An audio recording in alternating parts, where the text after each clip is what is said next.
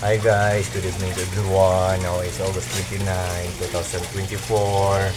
Thursday, magpapakain ako ng mga koi fishes ko guys. Tingnan nyo guys oh. It's dinner time. Eat. Yan, kakain na sila guys oh. Ayan guys, kakain na sila guys. Yan. Yan guys oh. Ito ang koi fish pan ko guys. Yan.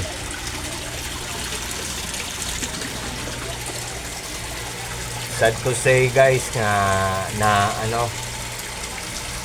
medyo cloudy ang water ng koi fish pan ko kasi hindi ko pa nalinisan. Pero guys, tingnan nyo ang submersible pump ko guys oh. Ang lakas-lakas guys oh.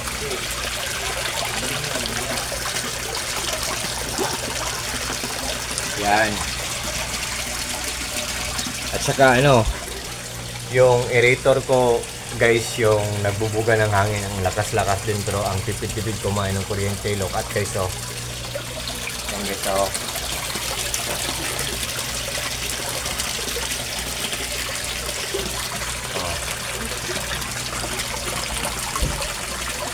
At saka yung UV light ko guys oh, yung color violet na ilaw na nagpapalinaw ng tubig. Yan. Yan guys oh.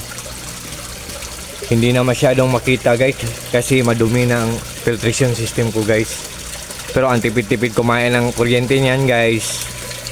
And ito ang mga koi fishes ko guys so hindi ko na halos makita sila. Pero honestly guys, hindi naman ang mga koi fishes ang ipiflex ko. Ang submersible pump ang ipiflex ko kasi matipid kumain ng kuryente tapos malakas siya. Ang aerator ko matipid din kumain ng kuryente tapos malakas siyang bumuga ng hangin. Ang UV light ko matipid kumain ng kuryente din pero ang ganda niya ng quality niya. So guys, pag interesado kayo guys, what are you waiting for guys? Without further ado, just click my link guys at doon nyo makikita kung ano ang brand nila, kung ilang watts siya, at kung magkano ang price niya.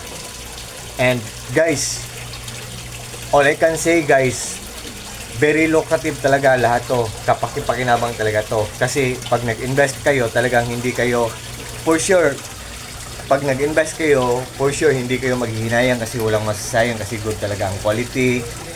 Mahina pang kumain ng kuryente, matipid kumain sa kuryente, makatipid na tayo sa pagbayad ng kuryente, durable pa at affordable pa. So meaning to say or it means guys, durable, affordable pa, good pa sa bulsa natin. Affordable pa, good pa sa bulsa natin. And likewise also good pa ang health ng mga fishes natin. 'Di ba guys? So guys, what are you waiting for guys? One more thing guys, ang mga koi fishes guys ay mga stress relievers.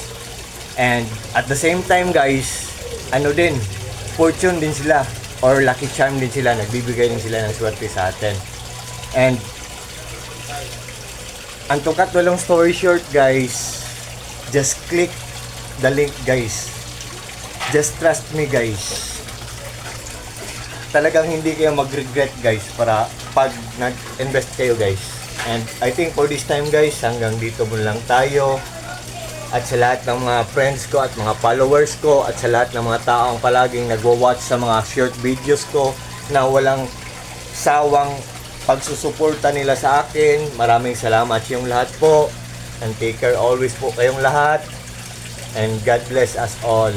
That's all. Good evening.